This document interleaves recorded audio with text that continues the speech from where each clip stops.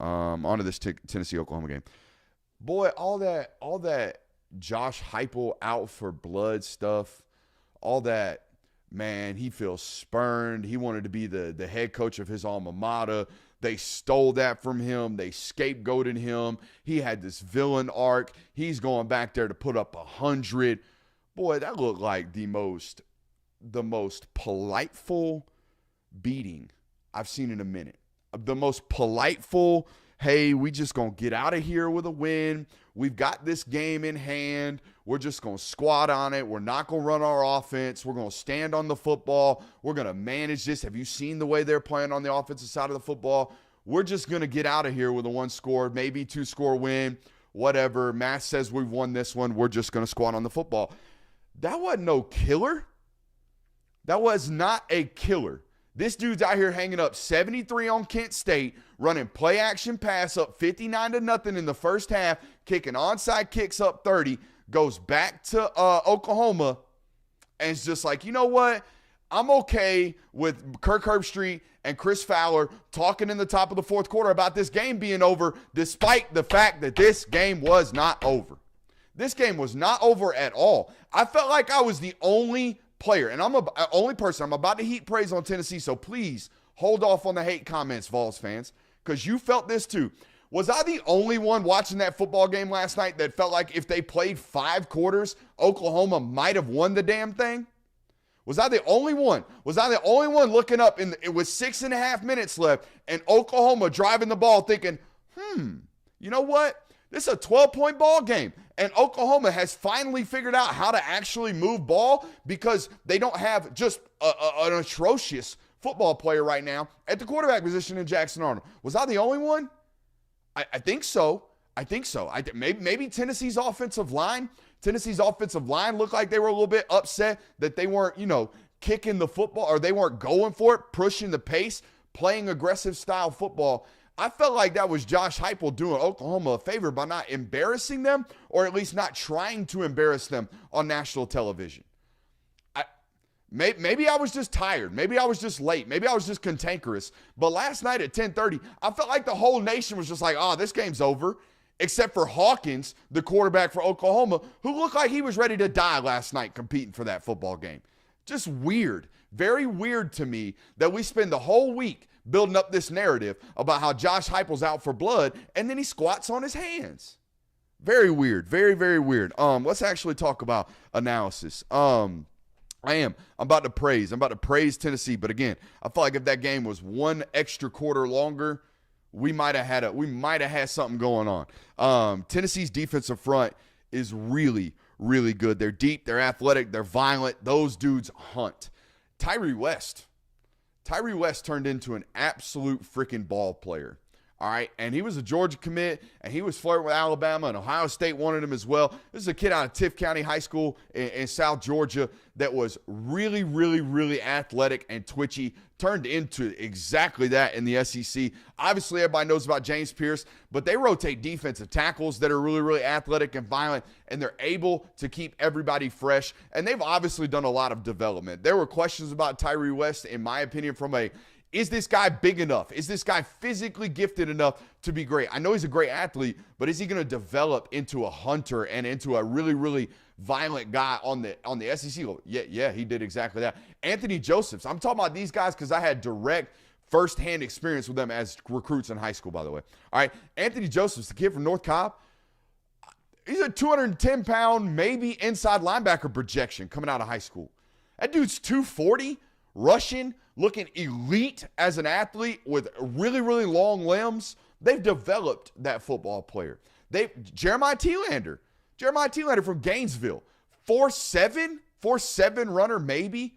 Inside linebacker thought, hey, bud, go to the Big Ten. SEC ain't for you. You ain't going to be able to run and hit and stick and do.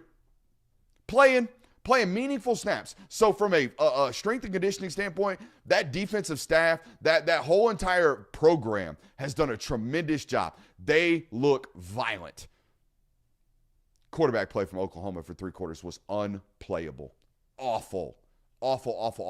Now, really hard to play good quarterback when your offensive line is not doing shit, which is where I'm going next.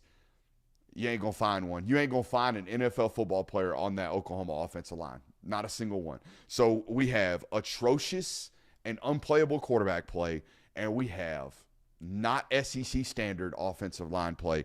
It's going to create absolute havoc. Absolute havoc.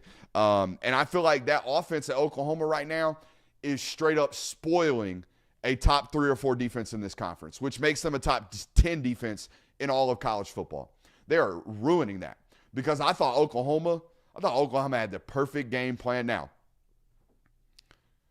I tweeted about it. Brent Venables calls defensive plays with a wheelbarrow between his legs. Way too many safety pressures. Way too many one safety in the middle of the field. Way too much corners on an island stuff. But because, you're big enough, you're physical enough. You were stopping the run without all the additional bodies, but it created some of those havoc plays for them. So Venables put it out on tape. This is how we attack them. This is how you try to do it. 3-2 defense, right? 3 down front, 2 linebackers in the box, a couple of extra outside linebacker body types / safety body types, big safeties that were playing in the extended box area that were going to make it really, really hard in terms of the picture. A lot of zone coverage, people dedicated to the pass. They put it on tape. Here's what I will say, though.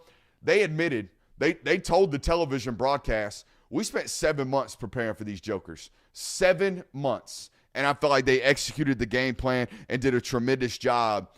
But, Jackson Arnold did absolutely everything he could to lose this football game for Oklahoma offensively. Turned it over, did not, efficiently move the ball. And a lot of that, again, credit to the Tennessee defense. Awful quarterback play, which I'm going to say it right now. Very clear to me Brett Venables has a hole in his approach as a head football coach. Because what in the hell did you see from Jackson Arnold for 8 months to run Dylan Gabriel out of town? Because you're a Dylan Gabriel away. You're playable quarterback away from that game being 12-10 at half, from that game being 10-7 at half, from that game being winnable for your defense in the second half. You're Dylan Gabriel away from maybe winning that football game, having a top 10 defense in the country, and being a top 8 football program. Top 8 football program. So I don't know what here's what I do know. Because I even saw it play out in that football game when Jackson Arnold gets removed and then the Hawkins kid shows a sense of life to your football program. Your evaluation of quarterback play must be really, really suspect.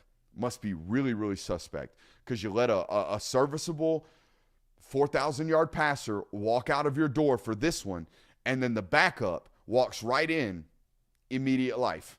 Your quarterback evaluation just cost you a top 10 defense. Can we say that? I think we can say that. All right. So we've got 2 examples right now.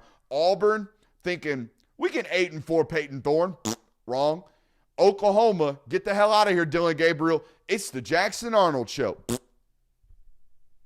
Hitching to the wrong wagons. By the way, I just want to prepare everyone for this. Tennessee's got Bama at home, at Georgia. That's it left on the schedule. All right, wrong ones, right? It's the SEC. You can get snuck up on.